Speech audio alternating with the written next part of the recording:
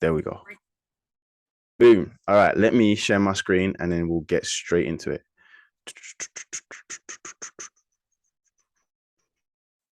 Share screen. Boom. All right. So let me present. Should be cool. So obviously in our lives we have to work, right? We have to work to make money. If we don't make money, we can't eat. We can't fuel that muscle growth. But building muscle doesn't require as much hours in the gym as people think. And I won't go over all the benefits of building muscle, but I'm sure many of you guys will know building muscle is going to help with how your body deals with glucose, how your body deals with sugar. It's going to help decrease your body fat. It's going to help, obviously, your strength on the day to day. It's going to help you reduce injuries, especially as we get old. If you're young, and if you're young now, it might be okay. But when we start to get old in our 50s, 60s, 70s, having more muscle is going to save us from those injuries that maybe some of our grandparents are having right now and stuff like that.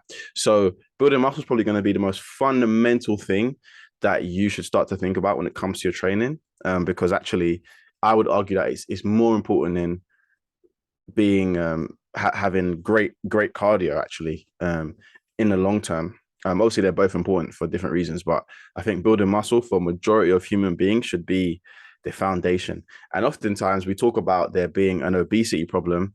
I would argue that there's a lack of muscle and a lack of strength problem that we have in society, because there's a lot of people who they can't even do 10 push-ups, 15 push-ups. They can't do any chin-ups, blah, blah, blah.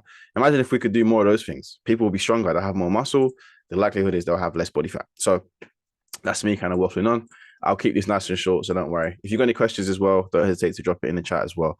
So the number one thing when it comes to training is technique, right? And if we've got minimal time, we can't be wasting too much time trying to get our technique right. So you need to use all the resources you have.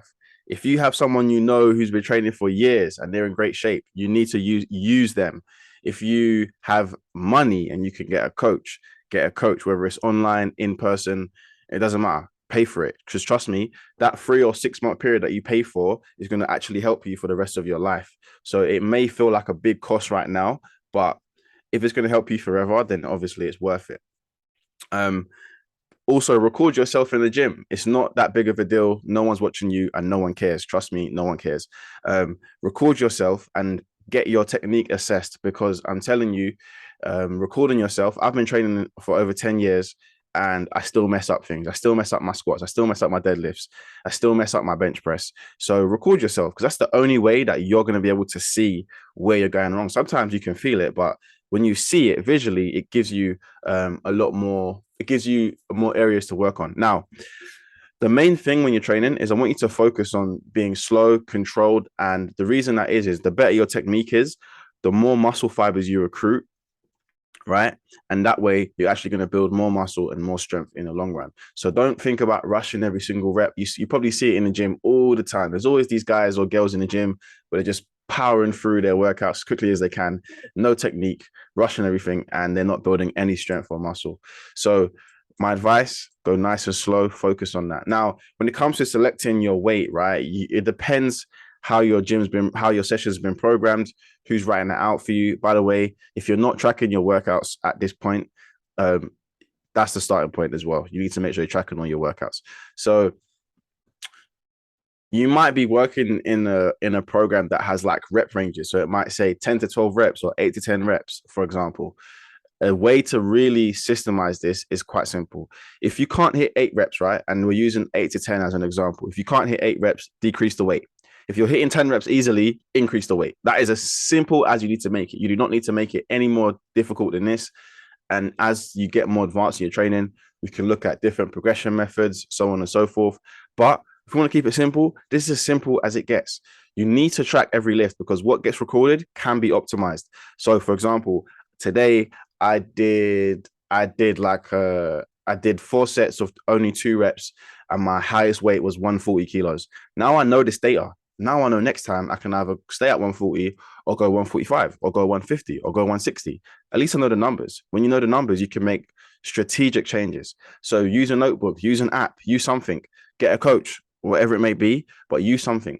Now, the reason that this is important is because if you've got minimal time and you're working a busy schedule and you can only hit the gym 3 times a week, you need to know your numbers. You can get straight into it and you can actually push yourself and progressively overload your lifts if you're only training 3 days a week because your work's busy, your family life's busy, so on and so forth. So the biggest issue that I come across as a coach to a lot of busy people, corporate people, I got some stay-at-home mums, so on and so forth, is they don't plan anything. Before they start working with me, they don't plan anything. Now I got them planning. So I need you to plan literally every hour of your day to see, okay, where can I actually fit in some exercise? Because most of the time when we say we ain't got time, we probably haven't actually looked at our diary to see where we can create the time. Now, don't get it twisted. There are some people who I legitimately believe they don't have the time. They got like 5 kids, they've got to look after their grandparents and their nephews and nieces and whatever. Like some people do have some really, really crazy schedules. But if we look at it this way, 45 minutes per week of exercise, 3 times, is less than 2% of your whole week. I would argue that your health is worth more than 2% of your whole week, right? I think that's fair to say. If you disagree with me, please put it in the chat. I have no problem arguing with you on that one. So that's just my advice, and that's just how I see it. There's a little trick that I used to do. I had a business coach, and he used to be like a mentor, and he said to people, look, this is one thing you can do. Just do it for like 2 days. Every hour, at the end of the hour of the day, so you set your alarm to go at 59 minutes, and you literally just write down on a notepad what you did for the last hour. And you might realize actually that I probably wasted a bit of time. Maybe I'm on social media. Maybe I'm on the phone. I don't need to be. You might realize actually there's probably more you can do with your time than you think. I even struggle with this right now. I'm still a big procrastinator, so on and so forth. So that's that. And if you can, aim to try and train in the morning rather than the evening. The reason being is that a lot of the research does show that training in the morning is actually more effective, or lunchtime. So unless you're a beginner, when it comes to building muscle, you need to be in a calorie surplus. Now, if you haven't been training for a long time, at least 2 to 3 years, then you can still build muscle without being in a calorie surplus. But if you want to actually build muscle in size, you need to be in a calorie surplus, which means you need to be eating more food and more calories than you're burning. On the flip side to that, if you want to lose fat but still build more muscle and stay lean, then you need to be in a calorie deficit, but you want to be in a high protein diet with and you want to be making sure you're doing your weight training. So when you're in a calorie surplus, you will gain a little bit of fat, but we want to try and keep it to a minimal. So if you go on Google, YouTube, and you type in like how to build more muscle, they're all going to say you need to be in a calorie surplus, but they're going to give you some really, really high calories. Now that's dangerous because you don't want to get too much fat. I don't know about you, but if I want to build muscle, I want to try and keep my fat to a minimal. You are going to gain fat, but it's going to be like really small if you manage it. So instead of going on this crazy 500 calorie surplus, aim for a small surplus, 200, 300 calories, and make sure you're getting 1 gram of protein per pound of lean body mass.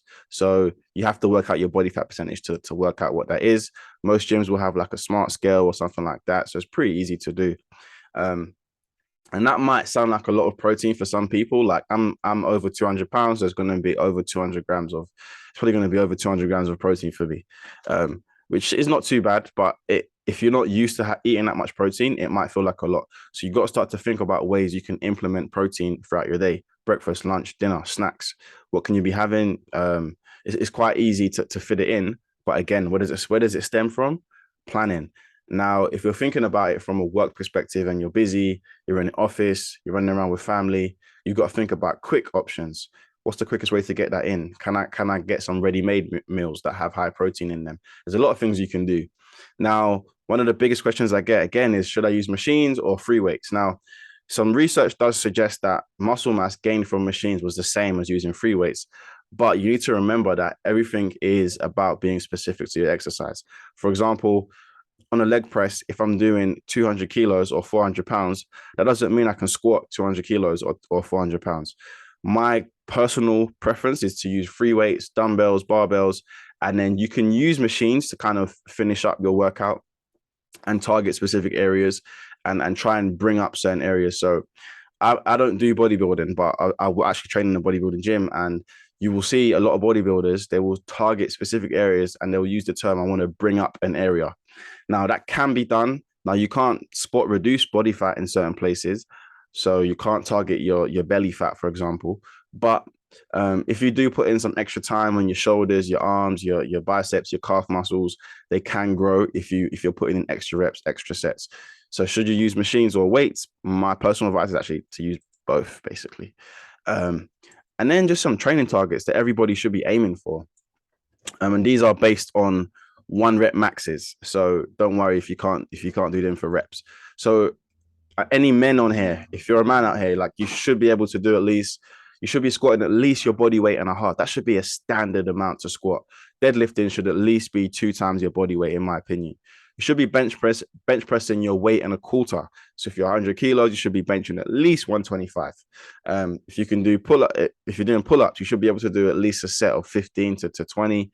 Push ups should be plus 40. Women, again, should be squatting at least your body weight and a quarter, deadlifting at least 1.5 your body weight, bench pressing your body weight or your body weight and a half.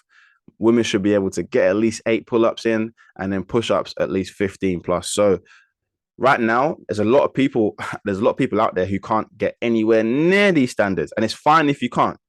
If in the chat, say, give me a yes if you can do any of these. Even if you can do one of them, 40 push-ups or something, give me a yes in the chat. But if you can't, it's fine. Like there's nothing to be ashamed of if you can't. But that kind of ties back to what I was saying about I personally don't believe that there is an obesity problem. I actually think that there's a lack of strength problem because there's so many people that can't do these things.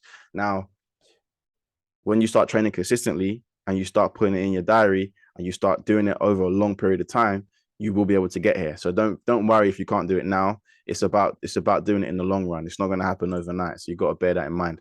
And again, these are optimistic numbers as well. The stronger you are, the more muscle you will have, the leaner you become, and the more that you'll keep your shape. So one of the things as well, when it comes to building muscle, is that when you have more muscle in your body, you have a faster metabolism. So I'll give you guys an example. If I had a twin brother and his name was Jason, and we laid in bed all day, and I'm 10% body fat and he's 20% body fat, the guy who's 10% body fat is going to burn more calories throughout the day, even if we did nothing all day. So that tells you so that means that if I got more muscle, it's easier for me to create a calorie deficit because my body is more metabolically active. So it's burning more calories, basically. So bear that in mind. When it comes to weight training, these are the last few bits I'll kind of run through. These are the last few bits I'll run through. One of the things that I want you to think about when it comes to training is don't be afraid to go heavier. A lot of people say, I'm scared to squat heavier because what if I can't get up or I can't bench press alone? Yes, I would say bench pressing alone is a bit more dangerous, but squatting, you can actually get out of squatting. You don't need a spotter for squatting. And there's some videos I'll share with you guys that you can use that will kind of show you how to get out of squatting if you're going really, really heavy. So my advice is to try and go up every 2 to 3 weeks, even if it's a little bit. If you can go up by 2.5, every gym has those little 1.25 kg plates. Just put them on each side when you want to go up. It doesn't have to be big, massive increases like 5 or 10 kilos. It could be just as small as 2.5 kilos. So think about that. Don't be scared to bench heavy on your own. Get a spotter if you need to. Definitely don't be scared to squat heavy on your own. You can get out of that. And then also, if you're on machines, you need to track how much weight you're lifting so you know to go heavier next time. The other thing is make sure you're going slow and controlled. And then another thing, my advice, you might not need a coach. You might have a friend, but record yourself so your technique gets better. And then before I even get to this, I want to say one more thing. If you're going to the gym 3 days a week, and because you're busy, you can't do any more than 3 days in a week, 45 minutes. Here's what you need to do as well in terms of structure. You need to train. You need to think about hitting your major muscle groups 2 times per week. So with that being said, our major muscle groups like upper body, lower body, our back, so on and so forth. With 3 days a week, what you could do is you could do a leg day, you could do a upper body day, and you can do a full body day. That way, I'm hitting all my major groups, all my major muscle groups 2 times per week, and I'm getting the best out of it. And if I'm tracking all my workouts and I'm eating right, 3 times per week is all you need. Now, if you've got more time and you're not as busy, you can do 4. And then you can switch it up again, because if you're doing 4, you can actually fit in a few more things and you can hit each major muscle group 2 times per week, but more efficiently, more reps, more sets. Now, in terms of reps and sets, to be honest, it doesn't actually matter as long as you're pushing yourself close to failure, because the research shows us that no matter how many reps you do, if you're pushing heavy and to failure, the likelihood you're actually stimulating hypertrophy anyway. So whether I do 5 reps or 10 reps or 15 reps, I'm still going to be pushing myself to failure. The problem is when people do 20, 25 reps and the weight is really light, they're not building any strength when they do that. So my personal advice is to keep it at 15 max. Anywhere from 6 to 15 is a good rep range. And then sets, 3 or 4 sets. When you start getting more advanced, you can add more volume. You could do 5 sets, and that's perfectly fine. But you need to make sure that you're pushing yourself close to failure. So the intensity, how heavy you're going, that's how you're going to build more muscle. And then how many exercises per workout?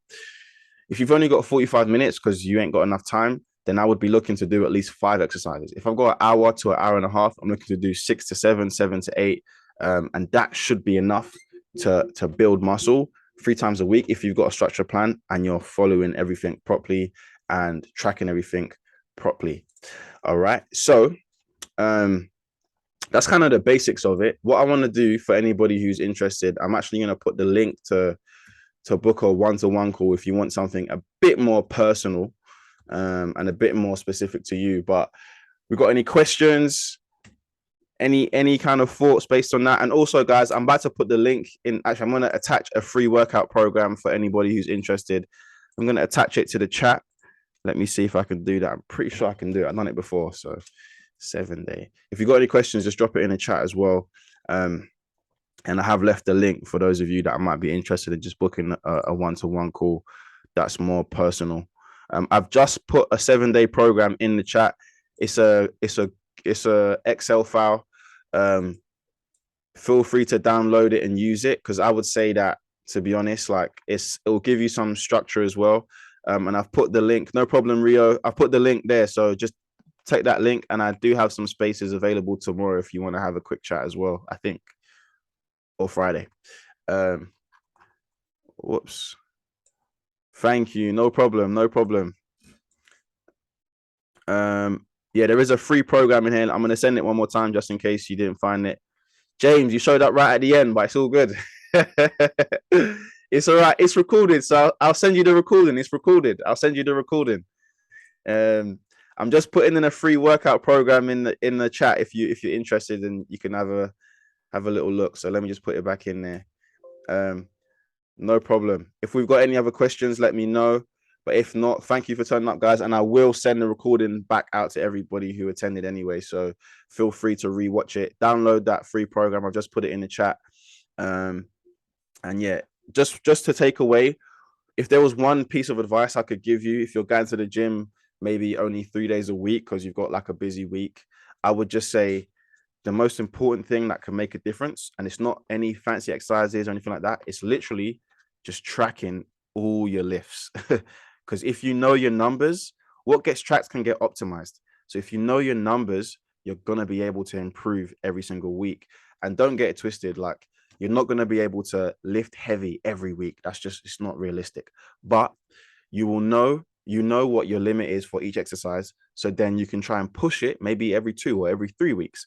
And again, just to reiterate, it doesn't need to be major increases. For example, if I'm squatting 100 kilos, I might not go from 100 to 120 in 2 weeks, but I can go maybe 105, 107.5, 10. And those slow increases, if you can improve your squat or your bench press by 15 or 10 kilos in 2 months, that's pretty impressive. I've got some clients who, they've gone from 3 pull-ups to 6 pull-ups in 2 months. And that might feel like a long time, but they're constantly just boshing out the reps, but they know what their limit is. Or they may be squatting 70 kilos and we finally got them to get to 85. It doesn't happen overnight, but what I do is when I'm programming for them, I will say to them, I'll put their notes in, I'll put a note in and I'll be like, look, you need to go up by at least 2.5 kilos this week. And they give it a try. You give it a try and you'll be fine. And actually, before I let you guys go, because this is something I spoke about, is let's get on YouTube real quick. is actually bailing from a squat, right? Because one of the other things that we face when it comes to what's going on there? Got loads of things up.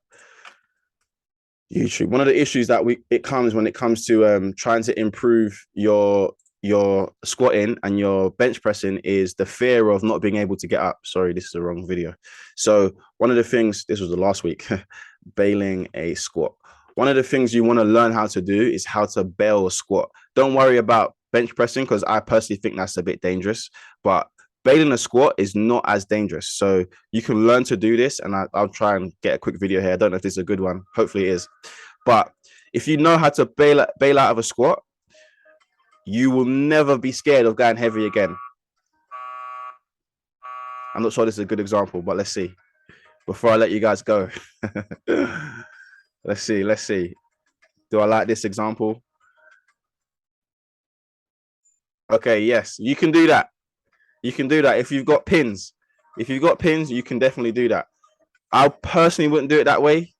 I wish I had a video of myself, but there must be a good one.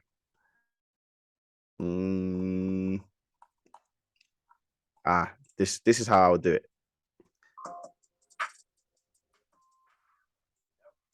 So let's turn this down. See if we can quickly get to the bit where he actually does it. So this is personally how I do it, right? Boom. So you'll see when he fails, see if they'll show it one more time. When he fails, he tries to get back up and he just lets it slide behind him and he steps forward. Now, you've got to practice that because it might feel a bit scary to do something like that straight away. But when you've been training for a while, and I'm not saying this is something you should do straight away, but when you start training for a while, you get comfortable under the bar and you know when you can't get back up.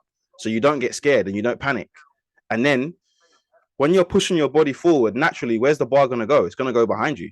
So if your body goes forward, if you slide forward and you let the bar go behind you, it can't crush you. It can't hurt you because you're going forward. So the main thing is to not panic. So that's kind of the example I wanted to give you guys before I let you guys go, in regards to pushing your lifts and trying to go a little bit heavier each time. So that's with squatting. Bench pressing, I do advise that you should get a spotter because bench pressing is a little bit more complicated than that. All right, so this will be going straight up on YouTube, literally. If we got any more questions, I don't think we do. I've just put the link in the chat if you want to book a more personal call with me. So Rio, I will keep an eye out for that. And I will send you guys a follow-up email. And also, if you didn't get the 7-day program, I'll also I will send that to you as well. I'll send a follow-up email that will have a link to this replay as well. So keep your eyes peeled for all of that as well. So thank you for jumping on. I really appreciate it. If you got any questions, speak now or forever hold your peace or silence. All right, cool. No questions it is. I'll send you guys all emails as well. So keep an eye on your emails. All right. Have a wonderful day. Peace. Thank you.